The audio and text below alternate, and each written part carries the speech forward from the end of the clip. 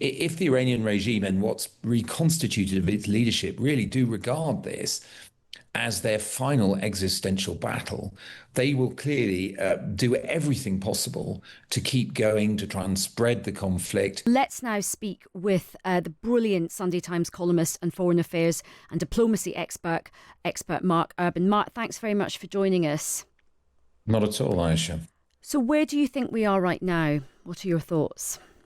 Well, look, when this started this morning, I characterized it as a huge gamble. And there are lots of factors that could go out of control for the Americans. And the means they have there to do this regime change, because that's what they seem to be about, are considerably smaller than the means that were used, for example, in 2003 against Saddam Hussein's Iraq. Far fewer aircraft, and of course, no boots on the ground, as it were, armored divisions ready to roll in if indeed the Iranian people do rise up. So there seem to be a great many imponderables to this. The Iranian government, it would seem, has every incentive to try and make this last as long as possible, to hold out, to try and maintain its defenses, to try and maintain fire, particularly against Israel, in the hope that this causes the Americans to exhaust their supplies of advanced munitions, which are not unlimited. There are some real pinch points there, and maybe think again. Now, I said that was my initial impression, but I do think that the large-scale wave of missile attacks against Gulf states that you referred to may have changed the dynamic in favor of the US and against Iran to some extent as the day has gone on, because this really was an attack at a considerable level. I mean, I've just been reading something from an eyewitness in Qatar who says that 100 Iranian missiles came in at different times during the day. And we know as well that they've attacked military bases in Bahrain, Kuwait, the United Arab Emirates, and it seems Saudi Arabia. Now, before all this started, the Saudis and the Emiratis, a lot of them were pretty ambiguous and thought this was a pretty bad idea, and were telling the Americans this, and were saying things like, you can't use our airspace to attack Iran, that kind of thing. Whereas now they're lining up solidly against Iran because of this wave of attacks across the Gulf.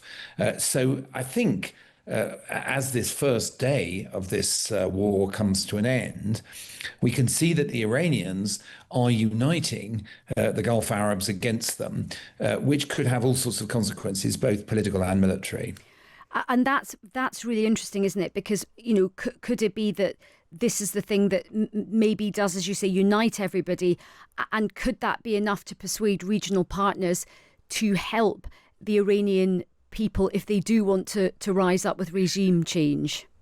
I mean, that's a whole other question. I think if you're one of those Gulf states, like Kuwait or the Emirates, they have quite advanced air forces. I mean, the Emirates, considerably more strike aircraft than the RAF, for example, and much deeper reserves of advanced munitions for them.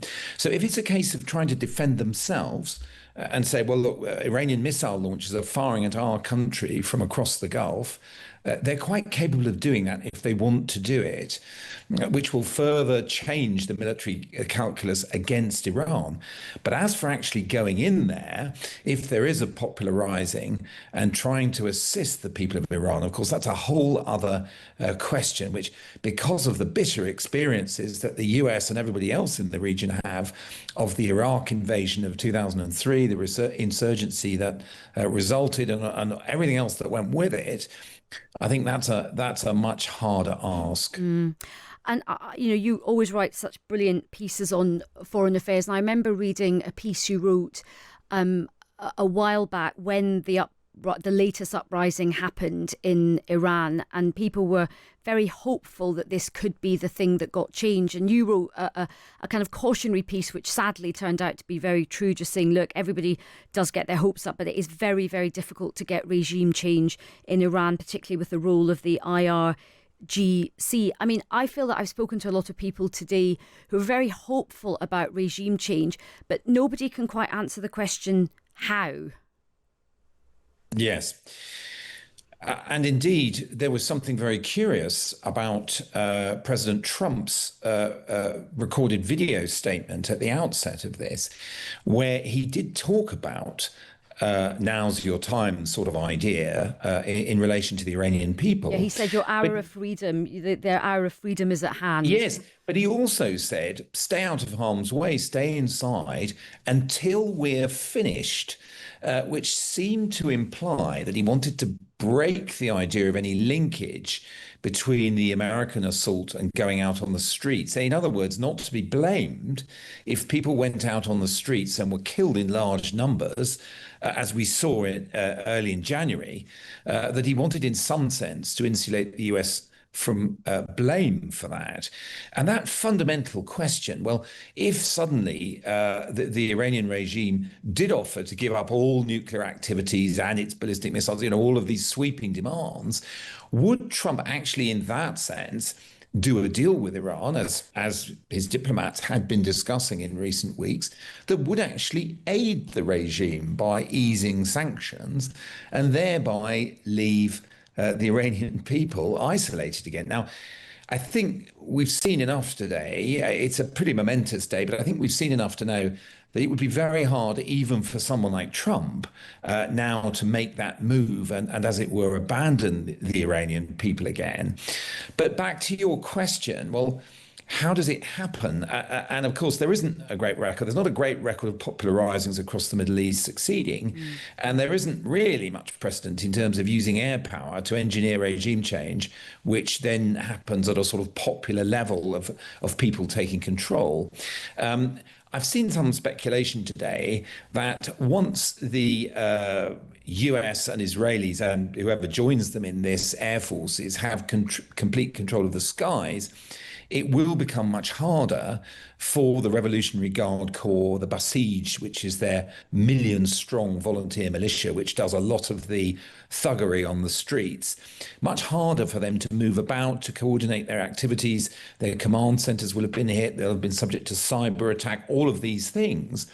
And it may be possible for people then to start taking control of their own neighborhoods and villages and things like that. But that's asking a lot of people who've just seen thousands gunned down, as recently as last month, simply protesting against the regime. Yeah, I mean, that's the thing which just does feel very, I mean, there's a lot of people just go, yeah, go now. But as you say, people are still burying their dead. People are still kind of getting over that incredibly traumatic event. Now, I just want to also ask you about this reporting, this Iranian state news agency reporting that the Strait of Hormuz may be closed. What are you picking up on that? Well, it's apparently the case that all large shipping operators have stopped moving through there anyway because of the risks. So you may get a de facto closure as well as an actual deliberate effort by the Iranians to do so. Put it this way, it seems to me that widespread series of missile attacks across the Middle East at those Gulf Arab states was part of a sort of pre-planned doomsday campaign by Iran that had been pre-authorized by its leadership in the expectation of these attacks happening. Now, it may well also be that planting mines, for example, sea mines, in the Strait of Hormuz, or unleashing, Iran has a fleet of miniature submarines that could also do this, may well have also been part of this plan. It will clearly take a day or two to become apparent whether mines have been laid or other active measures involving force are being used to close the strait.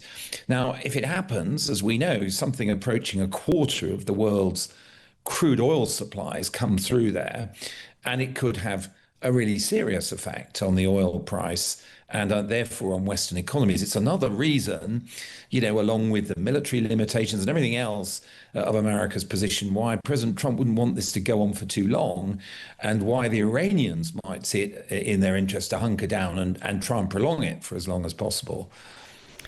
And look, final question to you. What about Reza Pahlavi, the son of the last Shah? I mean, he has told the Sunday Times that the people of Iran support this targeted intervention, and he says that people are ready to act. How much work do you think he has done behind the scenes, or is he just sort of declaring from a safe country and he hasn't really done any work on the ground? Well, there is no doubt that when we saw those extraordinary demonstrations across the country on the 8th and 9th of January, in fact, he called the people to the streets. It was like a show of strength by Reza Pahlavi, who is the son of the last Shah of Iran, who was overthrown in 1979. And he's been living in exile in the States. And he actually called people out to do that. So we do know that he has some influence, and there are dozens and dozens of videos around throughout January of people chanting slogans in favor of him and the royal family. So there is definitely an element of support for the exiled royal family among the popular opposition. But, one guesses that other forces are there too.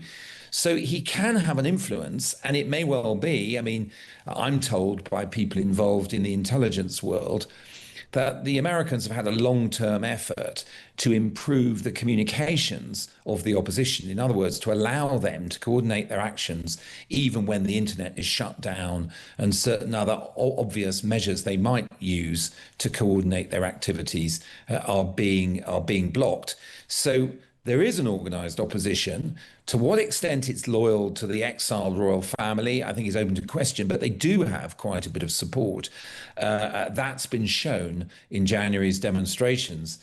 How any of this would coalesce if the regime really lost control of certain key cities or even Tehran itself, I think that's all quite a way down the line. Okay, two very quick questions to put to you just before I let you go. Aisha, I like your series of last questions. Yes, I know. I can't stop talking. I'm here to try and satisfy your curiosity. I know. Best Poor neighbour. Mark. It's like a hostage situation with Mark, but I won't let him get off the line because so many questions are coming through. So this question has come through. What does this mean for the UN? I mean, all of this activity is going on. It feels like this is very much the US and Israel going it alone. Obviously, these other Gulf states are involved. Countries like the EU, Britain, France, Germany. There's this UN Security Council meeting this evening. But is that all very kind of performative now in the sense that they're just going on and getting on with it? Well, this is I think, to a considerable extent, the harsh new world we're in. Of course, I think you can say that what the United States and Israel have done is very dubious in terms of international law. But equally, one can say that the kind of belt and braces legal authority for military force from the UN, which is a so-called Chapter 7, all necessary means resolution of the Security Council, has only ever been obtained in 3 wars in all of history, literally in 1950, 1991 and 2011. I leave listeners to guess which those 3 wars were. So the great majority of wars, including, for example, the war that Tony Blair led Britain into over Kosovo, do not have that kind of legal authority. So I think if you're the UK, France, Germany, countries like that who have serious doubts both about the legality and the feasibility of this, I think in a sense, more importantly, they're no friends of the Iranian regime, then they will sit on the sidelines. But those kind of countries that Donald Trump actually really prefers as allies, from Israel to Saudi Arabia to the UAE to Qatar, they're all really involved in this, and they're all clearly taking a side now. So from the American perspective, the idea that they're doing this alone or something like that is far from the picture. And the UN, in that sense, does remain sidelined. So interesting. Okay, and I promise this really is the final question. What is your best guess as to what's going to happen? I know that's a hard question, but so many people are messaging in. I mean, so many different factors are in play now. We haven't discussed the rumours, which one sees being confirmed by some sources across the Middle East, not just from Israel, which has an obvious interest in saying that Ayatollah Ali Khamenei has been killed, and his son, according to some of this reporting. Now, okay, let's set aside what the Israelis are saying and imagine that's wishful thinking on their part. There are quite a lot of interesting and reputable people out of Turkey, other parts of the region, who are saying that this may well be the case.